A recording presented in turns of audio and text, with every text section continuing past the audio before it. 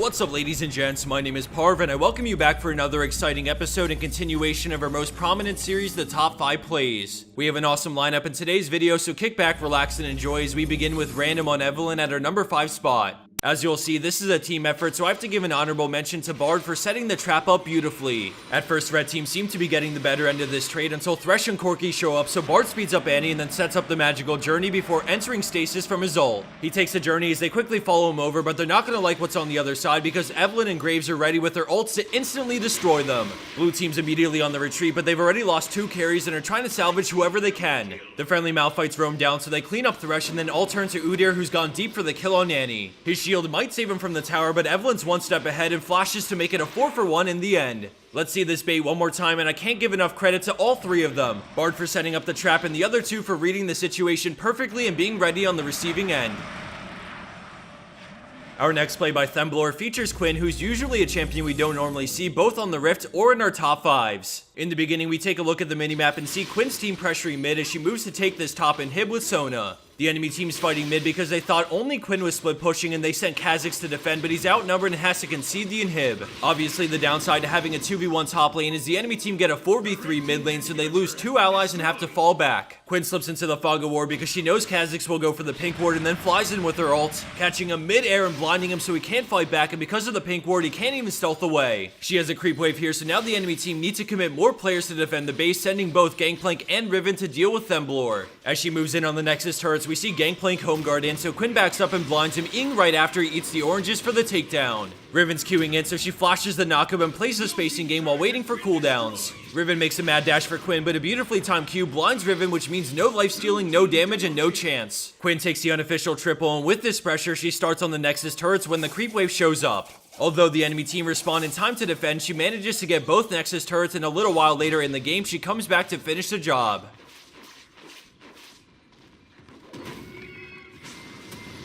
Landing in at our number 3 play, we have Kvailys on Shen in a high elo game, and for this play, we're going to start right in the action with a dive that went wrong, and now they're trying to get out alive. The enemy team have their eyes set on Vayne, and then Nidalee chucks a spear, so Vayne tumble dodges it, and then Shen starts to ult. All of a sudden, he teleports in, and he's forward, taunting all 4 of them as his team immediately responds to back him up. Although Vayne is low, she turns to auto attack while Jax flashes in to close the gap for his QE combo to stun all 4. Lastly, we have Victor over the wall, and he's looking to provide the AoE damage between the laser and Chaos Storm. From out of nowhere, red team collapses beautifully to follow up Shen and instantly turn this fight into the game-winning play. Everyone was on the same page with that 4-man taunt, so props to the entire team for responding so well.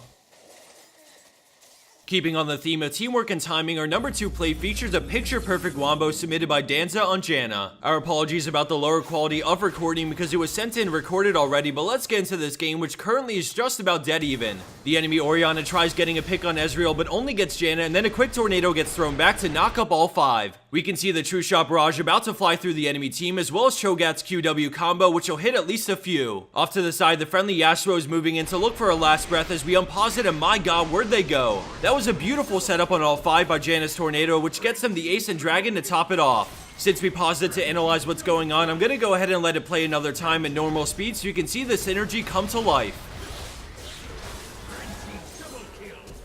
And for our number 1 pro play for this week, we have Prototype Riven with a massive outplay while the situation is looking grim. The enemy team are trying to pressure Baron because 2 of Riven's allies are dead, but LeBlanc tries to catch her and she narrowly avoids the 2 chains before pressing on. Her main goal is to get a ward in the Baron pit, but when she drops it, the enemy team turn on Bard with a zap from Jinx. Riven gets chained, so she Qs away to break line of sight, popping her ult in the brush, so she's prepared to fight without them knowing. She EQs in, knocking 3 up, but only stunning 2, so she Hydra and ults back to get the kills on the stun targets while dropping LeBlanc super low. She Qs forward, turning on Rengar with the knockup, stun, auto, and then the shield to stay alive, while the Hydra auto gets both Rengo and LeBlanc. With only Jinx alive and Sejuani coming in, she goes for the pentakill that was basically 1v5 because when she actually went in with her ult, she was alone versus all 5. They get Baron off of that play, which swings the momentum heavily in their favor.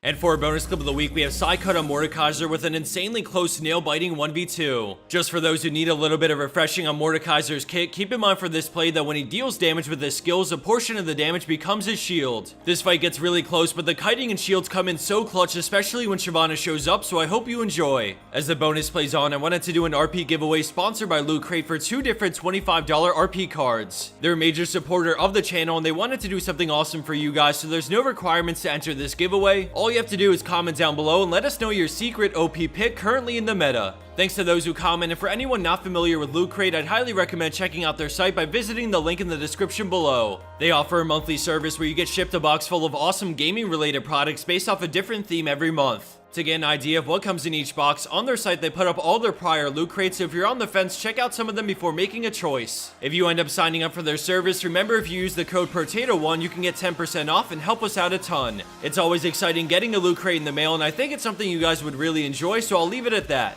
I hope you liked this episode of our League of Legends Top 5 plays. Thanks for tuning in, and good luck out there with your secret OP picks on the Rift.